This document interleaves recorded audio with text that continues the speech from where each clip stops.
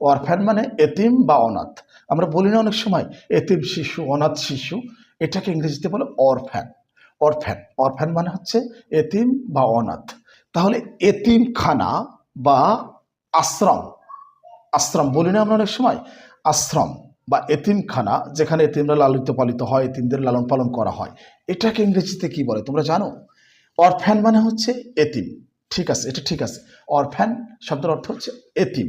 Orphanage, orphanage মানে হচ্ছে এতিমখানা বা আশ্রম যেখানে এতিমরা লালিত পালিত হয়, অরফ্যানেজ।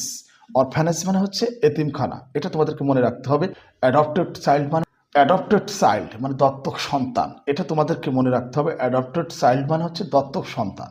এই যে উইডো, উইডো শব্দের অর্থ হচ্ছে বিধবা, বিধবা নারী, যে নারীর স্বামী মারা গেছে, উইডো। আচ্ছা, বাগদত্তা, তাই না? বাগদত্তার ছেলে, ধরো বাগদত্তার ছেলে, আমরা এটাকে ইংরেজিতে কিভাবে বলবো? বাগদত্তা, এটা তোমাদেরকে জানতে হবে। ফিয়ন্সি, ফিয়ন্সি মানে হচ্ছে বাগদত্তার ছেলে, মানে ফিয়ন্সি, ফিয়ন্সি মানে বাগদত্তা। বলি না যে সৎমা, এটাকে ইংরেজিতে বলে কি জানো? Step mother. স্টেপ মাদার মানে হচ্ছে সৎমা, স্টেপ মাদার, এটা তোমাদেরকে মনে রাখতে হবে। স্টেপ মাদার মানে হচ্ছে সৎমা।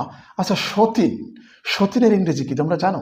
সতীনের ইংরেজি হচ্ছে কোয়াইফ, খোয়াইফ, সঠিক উচ্চারণ হবে খোয়াইফ। খোয়াইফ মানে হচ্ছে সতীন। আমার মনে হয় বুঝতে পারছো, খুবই গুরুত্বপূর্ণ শব্দ অর্থ, এগুলো তোমাদেরকে জানতে হবে, ব্রেনে রাখতে হবে, কেননা স্পোকেন ইংলিশের ক্ষেত্রে এগুলো খুবই গুরুত্বপূর্ণ ভূমিকা রাখে। আচ্ছা, ধরো অনেক সময় দেখা যাচ্ছে ধনী লোকের বাড়িতে কাজের লোক থাকে না, কাজের লোক, কাজের মেয়ে অথবা ছেলে, এটাকে ইংরেজিতে কি বলে জানো? মেড। মেড মানে হচ্ছে গৃহ পরিচারিকা, গৃহ পরিচারিকা। দেখো এই যে এই ধরনের ওয়ার্ডসগুলো কিন্তু খুবই গুরুত্বপূর্ণ, বাস্তব জীবনে এগুলো আমাদের খুবই কাজে লাগে। যেমন আমি কি বললাম? ফিয়ন্সি, ফিয়ন্সি মানে বাগদত্তা ছেলে। মেড, মেড মানে হচ্ছে গৃহ পরিচারিকা। স্টেপ মাদার, স্টেপ মাদার মানে হচ্ছে সৎমা, স্টেপ মাদার মানে হচ্ছে সৎমা। অরফ্যান, অরফ্যান মানে হচ্ছে এতিম।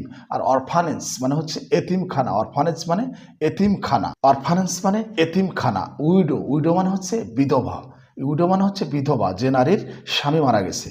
ঠিক এই যে এই ধরনের ওয়ার্ডস মিনিংগুলো তোমাদেরকে অবশ্যই মুখস্থ রাখতে হবে, এগুলো তোমাদের স্পোকেন ইংলিশকে যথেষ্ট ইমপ্রুভ করবে।